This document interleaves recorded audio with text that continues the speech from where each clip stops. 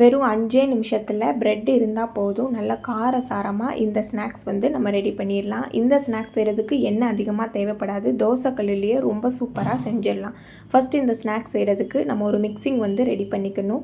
ஒரு மாவு மாதிரி ரெடி பண்ணணும். அதுக்கு வந்து பெரிய வெங்காயம் சின்ன சின்னதாக கட் பண்ணி சேர்த்துக்கலாம். ஒரு தக்காளியும் சின்ன சின்னதாக கட் பண்ணிவிட்டு கொஞ்சமாக மல்லி இலை சின்ன சின்னதாக கட் பண்ணி சேர்த்துட்டு மஞ்சத்தூள் கொஞ்சமாக மிளகாத்தூள் சேர்த்துட்டு கடலை மாவு ஒரு 4-5 ஸ்பூன் கடலை மாவு சேர்த்துட்டு தேவையான அளவு உப்பு சேர்த்து கொஞ்சமாக தண்ணி சேர்த்து கெட்டி இல்லாமல் ஒரு ஸ்பூனை வச்சு நல்லா இதை மிக்ஸ் பண்ணி எடுத்துக்கலாம்.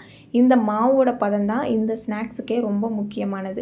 இந்த மாவை வந்து ரொம்ப தண்ணியாக இல்லாமல் இருக்கணும், ரொம்ப கெட்டியாக இல்லாமல் இருக்கணும். நான் வந்து 4 ஸ்பூன் கடலை மாவு சேர்த்துட்டு கொஞ்சமாக தண்ணி சேர்த்து மிக்ஸ் பண்ணினேன். கடலை மாவு வந்து அதிகமாக இல்லாமல் இருந்ததுனால கூட ஒரு 2 ஸ்பூன் மட்டும் நான் சேர்த்துக்கிறேன்.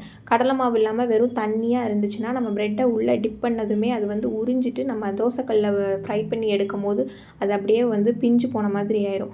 அதனால கொஞ்சம் வந்து கெட்டியாக தான் இருக்கணும். நான் சேர்த்த 6 ஸ்பூன் அளவுக்கு கடலை மாவுக்கு ஒரு 3 ப்ரெட்டில் கோட் பண்ணுறதுக்கு இந்த மாவு வந்து கரெக்டாக இருக்கும். இப்போ இந்த அளவுக்கு சின்ன சின்ன கெட்டியே இல்லாமல் ஸ்பூனை வச்சு நல்லா அந்த வெங்காயம் தக்காளி மசாலா மல்லித்தலை எல்லாமே வந்து நல்லா ஒன்று சேர மிக்ஸ் பண்ணுற மாதிரி மிக்ஸ் பண்ணி எடுத்துக்கணும். இந்த பதத்தில் மாவு வந்து இருக்கணும். ரொம்ப தண்ணியாகவும் விழக்கூடாது, ரொம்ப கெட்டியாகவும் இருக்கக்கூடாது. கெட்டியாக இருந்தால் அப்படி ப்ரெட்டில் வந்து இந்த கடலை மாவு ரொம்ப தடிமனாக இருந்துட்டு வேகாத மாதிரி இருக்கும்.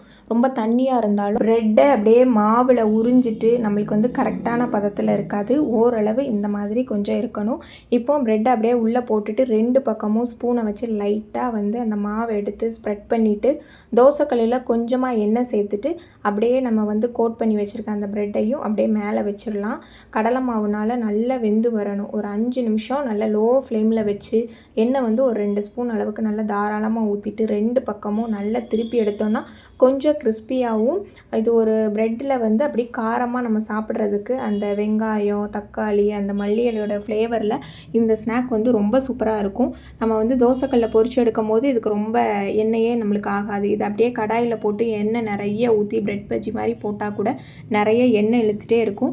இந்த மாதிரி செய்யும் போது எண்ணெய் அதிகம் இல்லாமல் சாப்பிட்றதுக்குமே ரொம்ப சூப்பராக இருக்கும். ரொம்பவே சிம்பிளாக வெறும் 5 நிமிஷத்தில் இந்த ப்ரெட் வந்து நம்ம ரெடி பண்ணிடலாம். இந்த வீடியோ யூஸ்ஃபுல்லாக இருந்தால் மறக்காமல் சேனலை சப்ஸ்கிரைப் பண்ணிவிட்டு வீடியோக்கு ஒரு லைக் கொடுத்துருங்க.